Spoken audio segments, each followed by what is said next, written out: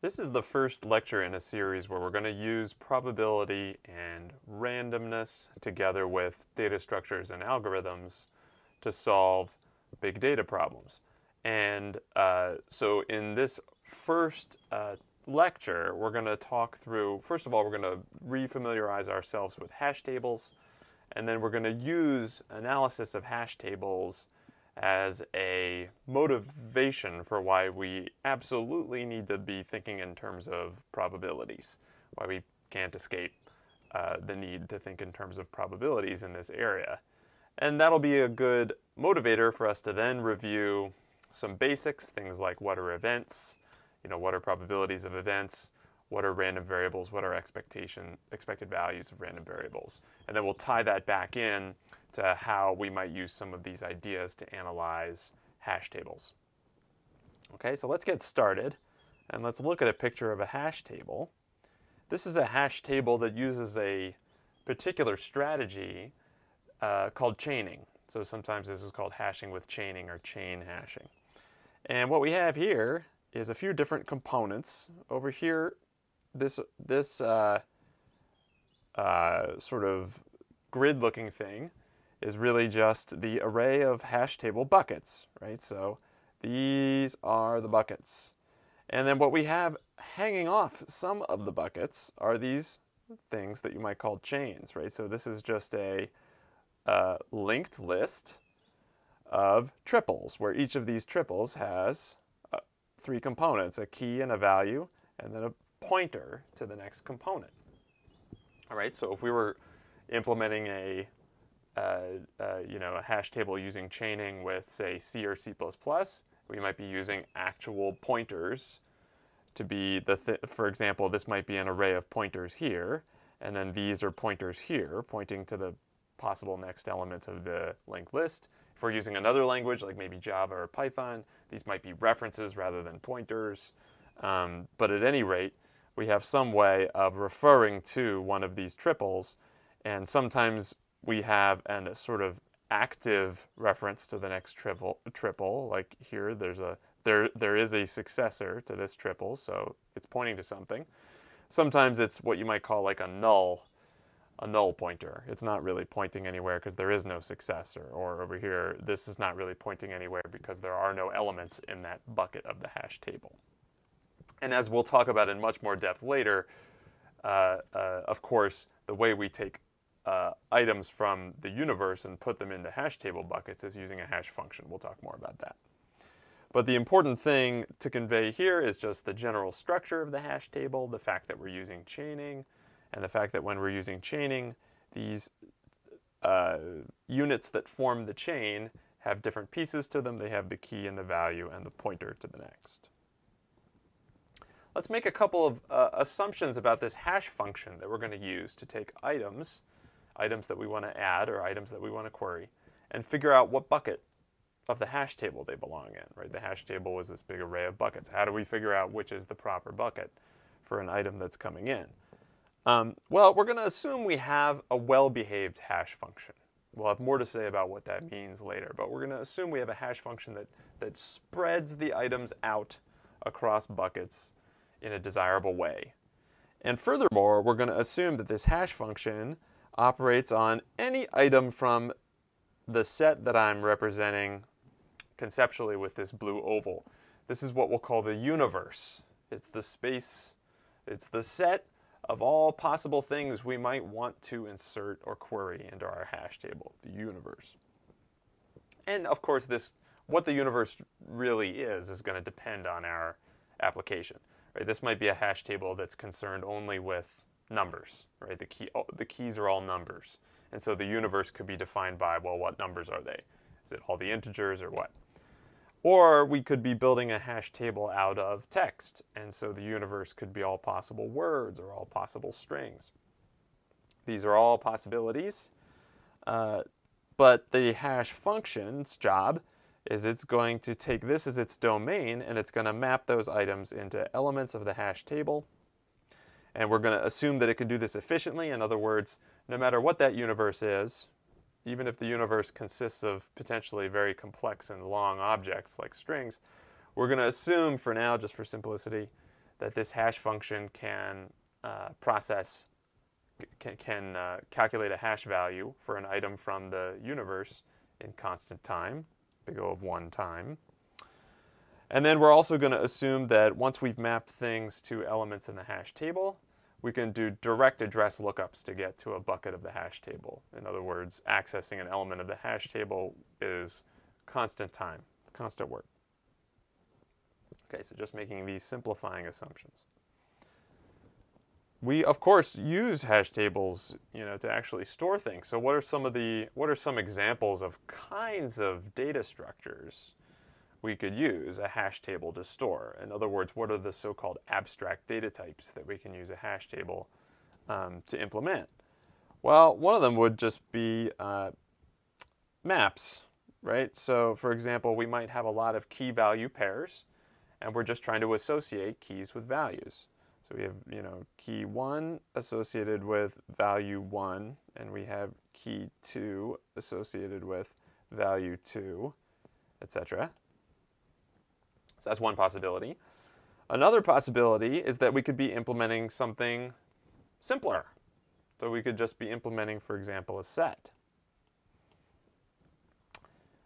What's the difference between a map and a set? Well, in a set, there's no particular values, right? We're just really storing a collection of keys, a collection of distinct objects, and there's no associated value for those objects. So it's a little bit more like we have K1, K2, ... and no associated values. So we would actually be sort of like wasting these green spaces if we were to use this hash table for that purpose. Or maybe we would simply get rid of the green spaces if we were trying to represent a set. And then this is sort of like a special case of the map, but another case that's worth considering is that we're using the hash table to store counts. So for example, we have key 1, and rather than associate an arbitrary value with it, we're just trying to associate a count. How many times did we see key 1 in some data set? Right, so this might be like 10. We might have K2 and it occurred 90 times, etc. So those are just some examples of ways that we might use a hash table to implement different abstract data types. And if you've worked with practical code bases for dealing with real data, including lots of real data, you've probably used hash tables, right? So if you've used the C++ standard template library and you've used unordered maps or unordered sets, those are implemented with hash tables. If you use Python dictionaries, if you use Java hash map, Java hash table, then your hash set and things like that, you're used to these data structures. You've at least used them. Okay. Let's get a little bit more specific about how to insert things into hash tables and how to query hash tables. So let's say we have our hash table here and we're inserting a particular key value pair. Well, step 1 is that we have to take our hash function, I'll just refer to it as lowercase h, and apply it to the key. The hash function, of course, we already assumed that the hash function knows how to take any item from the universe and in constant time can spit out a bucket of the hash table. So it's pointing us to a particular element of this array here. Let's consider a couple of different cases. So let's say this is key 1. And let's say in this particular instance, the hash function maps key k sub 1 to this element of the hash table, which is empty. There's no items in that bucket yet. So in order to insert k1 and its associated value v1, we would essentially be first allocating a new triple. There's my new triple. This used to be a null pointer. Now we're going to make it a pointer that actually points to this new triple. And then we're going to insert into the triple the key k1 and the value v1. Okay? So just imagine k, I didn't draw it very big, but k1's up here, v1's here, and then this is a null pointer waiting for more items to be added to that piece of the hash table. Now let's just, so that we have a second example, let's say I have a second key value pair, and I hash key number 2, and the hash function points us to this bucket of the hash table that already has something in it. So now the process of inserting our new item, You know, we could, it's a question of adding it to a linked list. We can add it to the head of the linked list. We can add it to the tail of the linked list. In this example, let's add it to the tail because it's easier for me to draw it that way. So what would I do? I would allocate a new triple. The new triple would get K2 as its key and V2 as its value. And then the previous triple here, its pointer would be turned from a null pointer into a pointer to this new triple. Okay? That's inserting. Let's look at querying. So let's look at querying. So let's say that I would like to know what is the value associated with a particular key. And that key is, let's call it K3 to distinguish it from the two keys we dealt with on the previous. And let's say K3 is in the hash table and it lives here in that linked list. So the hash function, it's a requirement that this hash function, if it mapped K3 to this bucket previously, in other words, when we inserted that key, well, the same hash function is always going to map the same key to the same bucket. It's deterministic in that sense. So when we go to query with that same key and the same hash function h, it's going to send us to that same bucket. And so we know that if the key is in the table, it's in the linked list hanging off of that bucket. So what's our job now? Our job is to follow the links in the linked list, and then at each of the triples in the linked list, I'm going to ask, is this key equal to K3? Let's say the first triple does not have K3, so we go to the next triple.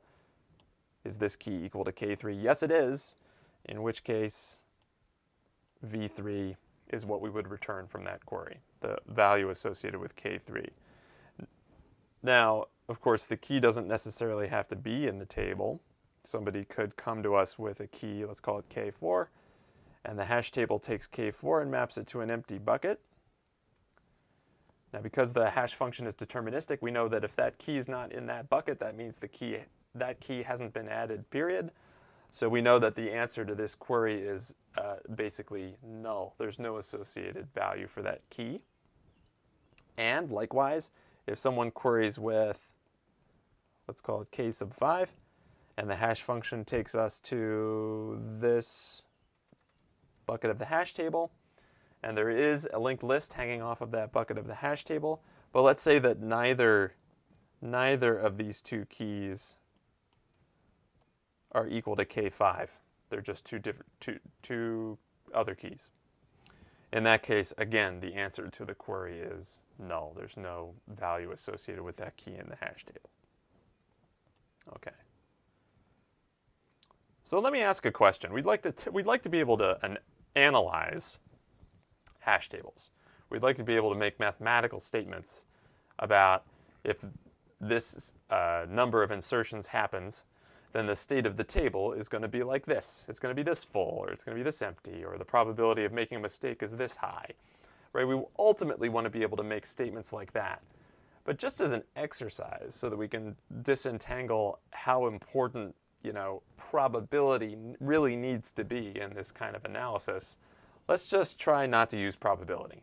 Let's try to figure out what are the strongest kinds of statements we can make about the state of the hash table after I've inserted m items. And let's say it's an n bucket hash table, I've inserted m items. What are the strongest kinds of statements I can actually make?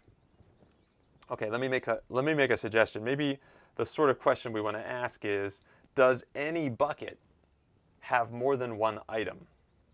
Okay, and again, this isn't, I'm trying to answer the question, but without probability, right? So I'm really asking, when am I certain that a bucket has more than one item?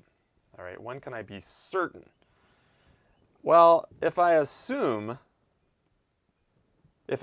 for example, that the number of items I've added, m, is greater than the number of buckets in the table, n, well then, yeah, I can now say with certainty, does the bucket have more than one item? Yes.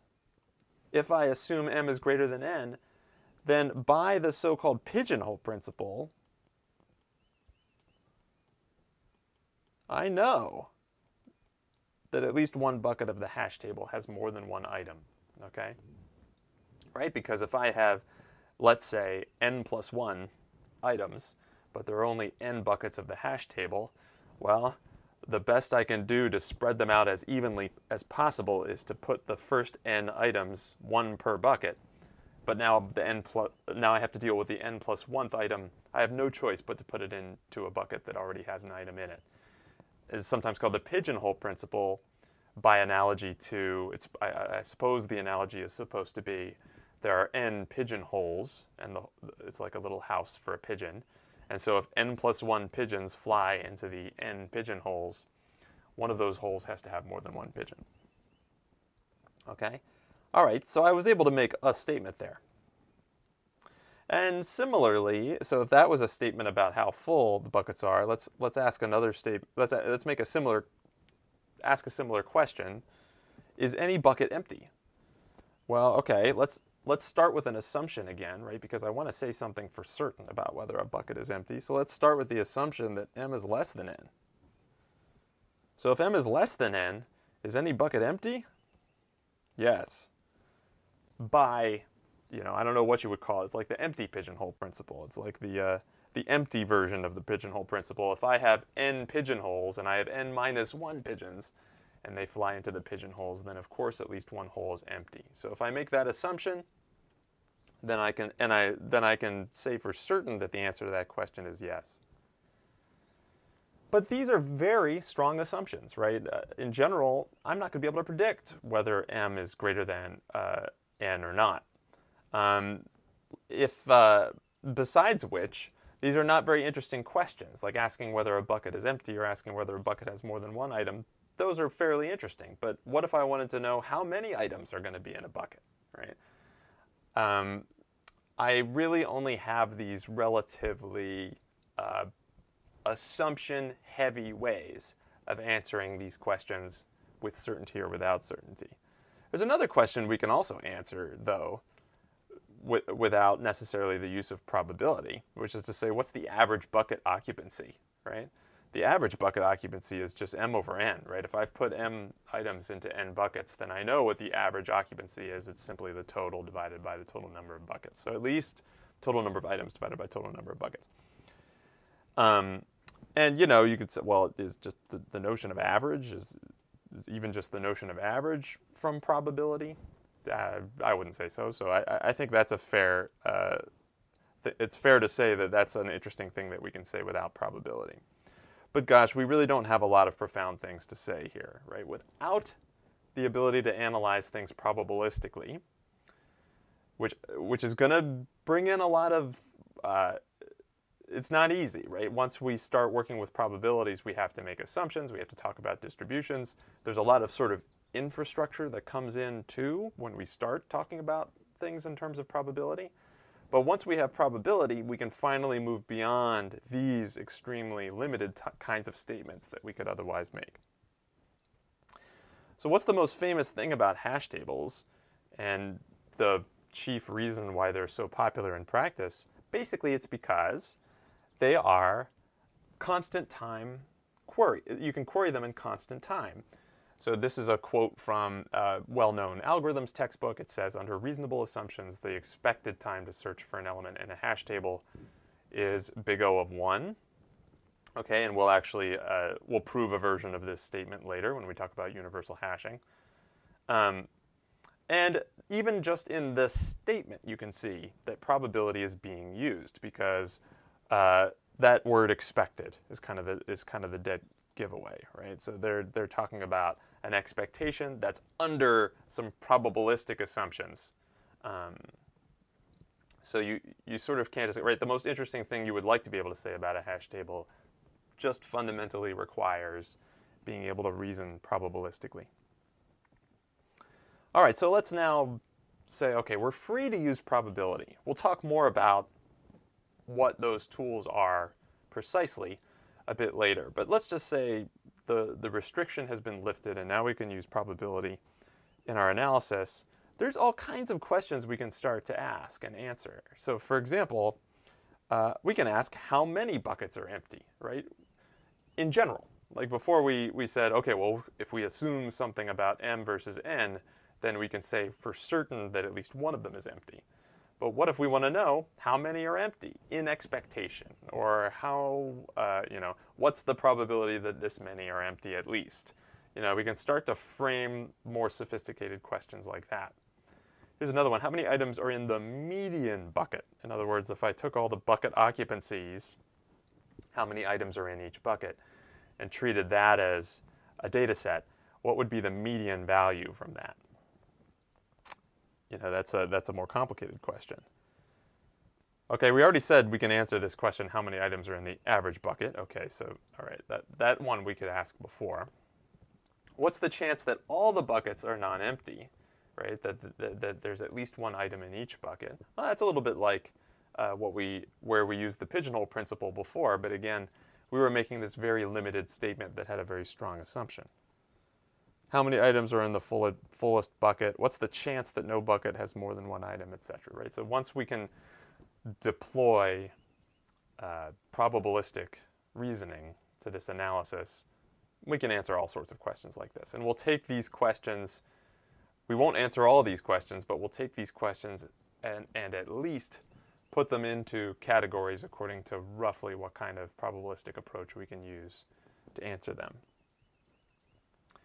So now let's start some probability review. And let's start with the idea of a sample space, which we'll refer to with the symbol omega, big omega. The sample space is simply the set of all possible outcomes from some action or from some experiment. So for example, if we are in a context where we're rolling a die, then we have 6 possible outcomes of the die roll, the ones corresponding to the numbers 1 through 6. So for example, omega might be the set of all possible rolls of a dice. Or we might find ourselves in a situation where we're rolling not 1 die, but 2 dice. So let's say if our experiment is that we're rolling 2 dice, well, we might visualize that sample space in a 2D way, a grid of here's what shows up on die number 1 and here's what shows up on die number 2. But still, that's another sample space that we might be interested in. An event, okay, new bit of vocabulary, an event is just a subset of the sample space. So for example, let's define a couple of events that are relevant to this 2-die rolling scenario. So event A is the event that the first die is odd. The first die roll comes out odd. All right, and I've drawn A in blue. So let me use blue coloring to indicate where in my sample space here, what subset is it described by event A. All right, rolls where the first die is odd. So I guess that's this row. It's the row where die 1 is 1. This row is the row where die 1 is 3. This row. So it's that subset. And then for event B is saying rolls where the second die is even. All right, it's related to the second die, so now these are going to be columns. So let's see, this column, this column. You can see these events overlap, right? This column. So in some cases, in some outcomes, it's the case that both A and B are true, right? These ones where they meet, where they overlap. Okay. There's my coloring again. So what's the probability of an event? Well, here's our first attempt at trying to say what the probability of an event is. We can just say it's the fraction of all possible outcomes that are where the criteria are satisfied, where the event is true. So for example, let's say we want the probability of event A as we've defined it. Probability that rolls where the first die is odd, right? Well, let's see. That's half of them, right? These are 18 separate outcomes where the first die is odd. And the total number of outcomes is 36. So if it's true that this is just the fraction of outcomes that are in A, then I just have to form that fraction, and I get 1/2 as my answer. Okay?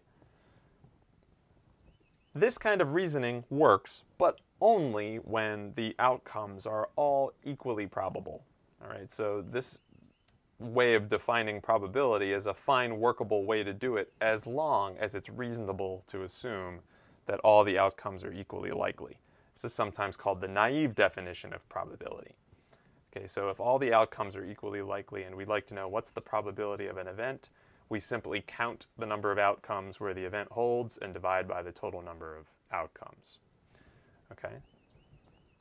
But, of course, the naive definition of probability, which is why we call it naive, fails to hold all the time, right? Because sometimes the outcomes are not equally probable.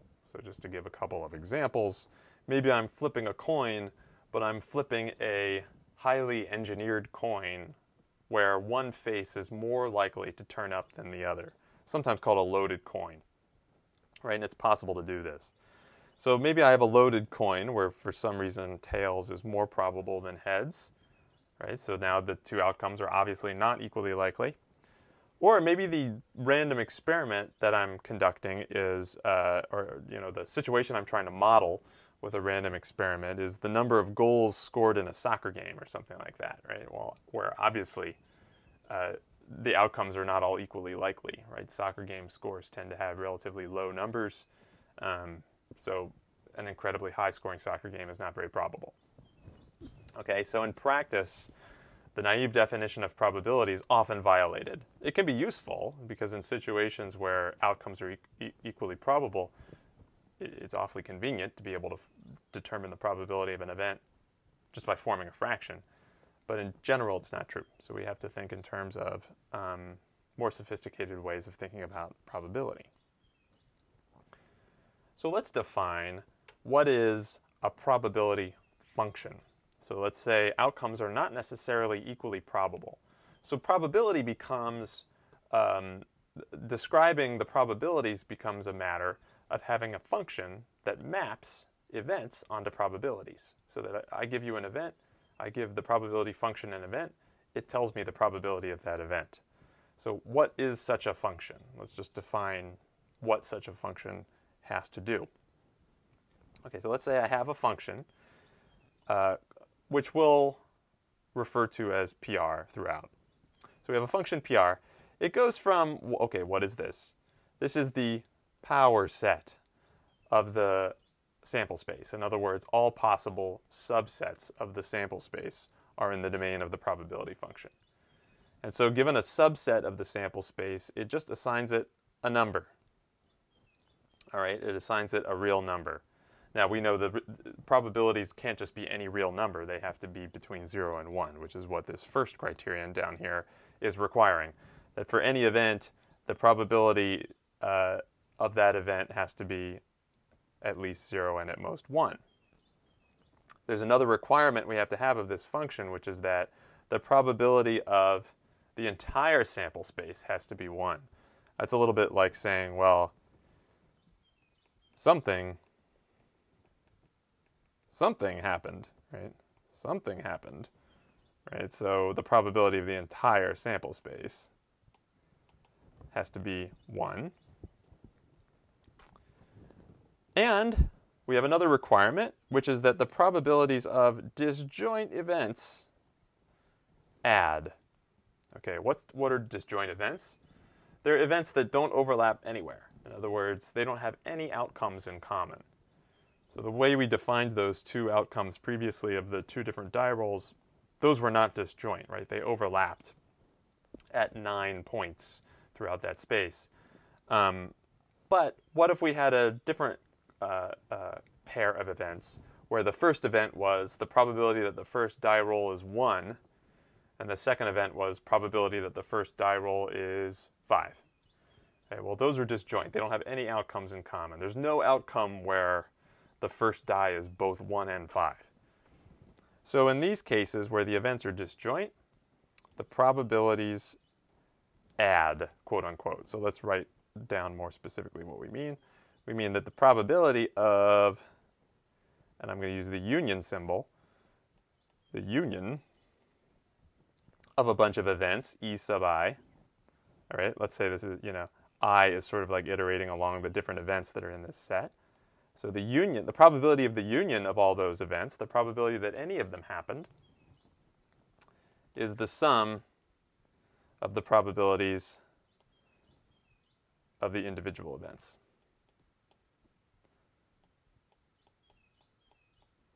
Okay?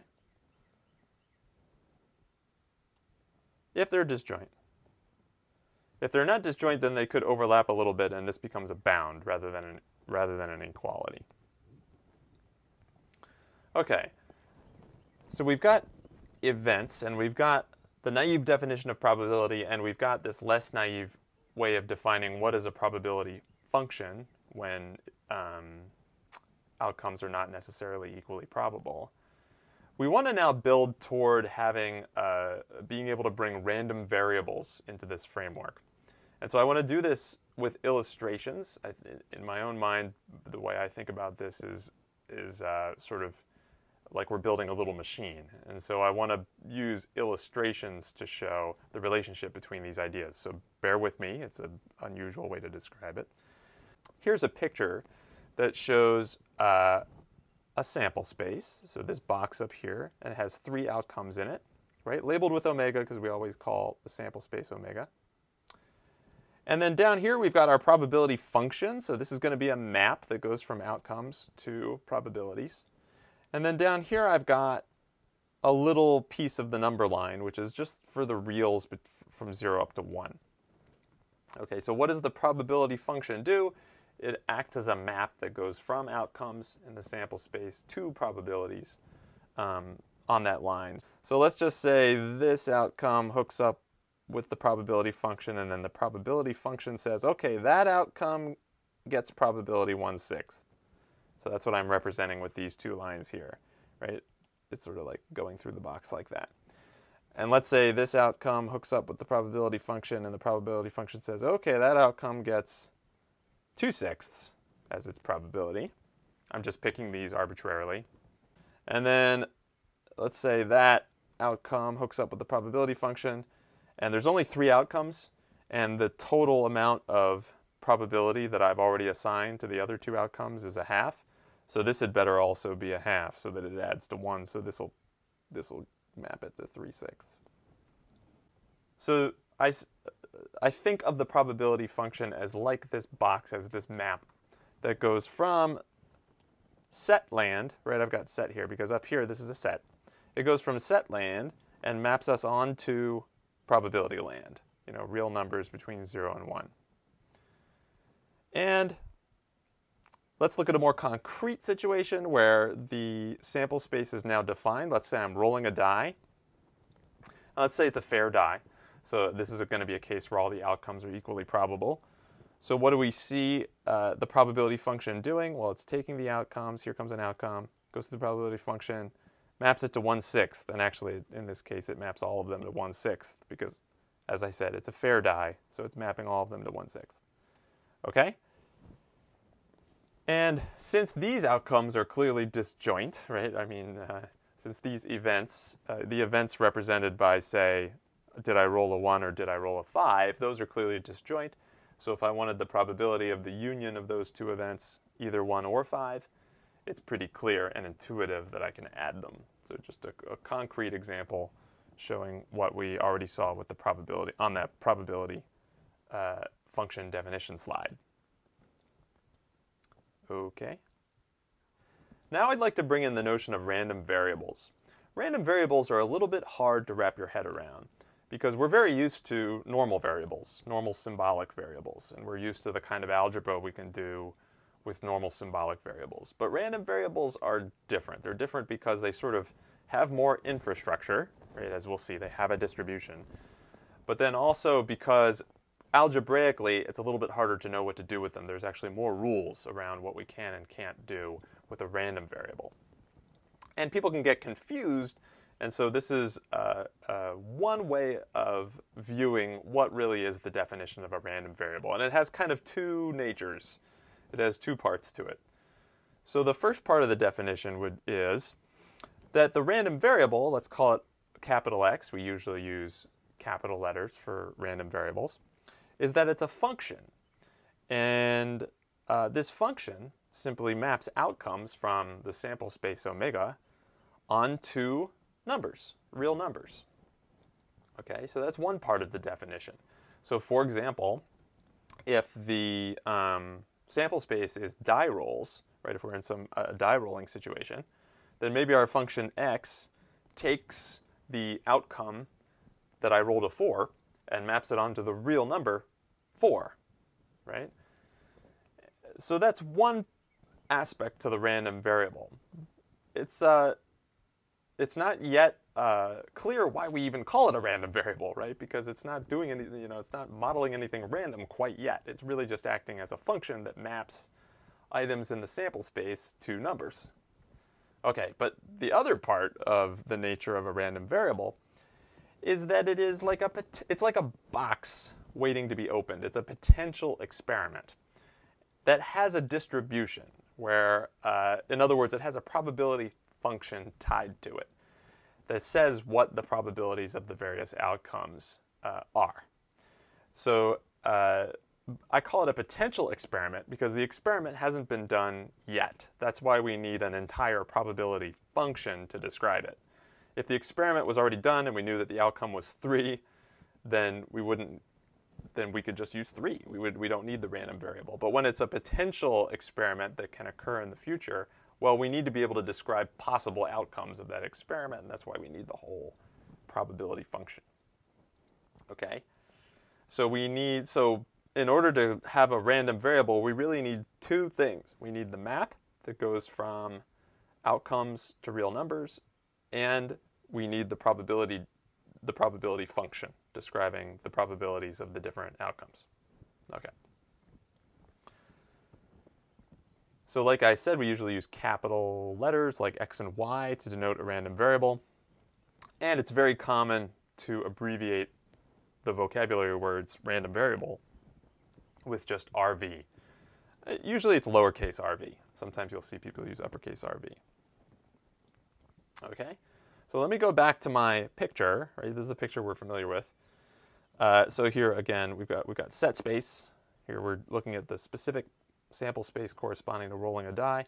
We've got our probability function. All it does is it takes the die rolls and maps them onto probabilities. In this case, they all get 1/6 because it's a fair die.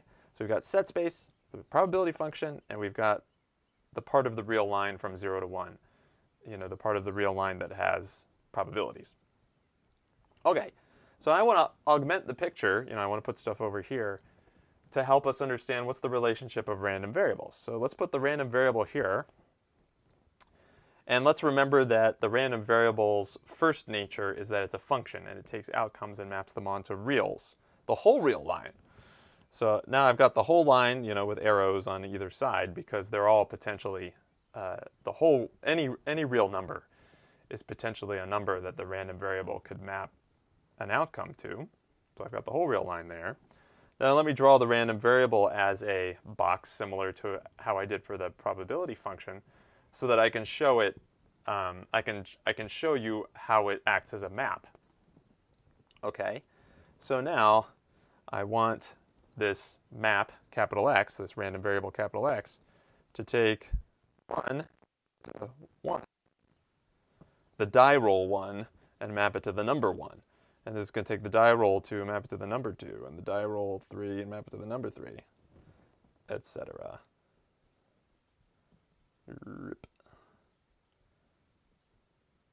So there it is, sort of fulfilling its first duty as a map from outcomes to real numbers. But then we also need to do one more thing, which is we need to make sure we understand that the random variable is tied to the probability function, right? The random variable is a map, and it has a probability distribution, a probability function. So let's say PR is the probability function for X. So the last thing we have to understand is that there's a strong connection between these two. They travel together. The random variable has a distribution. So there we go. All right, so for example, let's now introduce some of the notation around random variables. So let's say we want to ask about the probability of some particular outcome of the potential experiment that the random variable represents. And let's say the random variable is a die rolling random variable. So we want to know what's the probability that capital X, the random variable x, equals 2. Oops. Equals 2. By which I mean, right, this isn't a die roll here that I've drawn here. It's a number. But it is the number to which the die roll 2 is mapped by the random variable. So if I'm looking at this picture right now, just follow my pointer. What I'm saying is the probability that x equals 2, let me go backwards. Okay, that corresponds to this outcome. Now, let me go through the probability function. Okay, so the probability that capital X equals 2 is 1/6.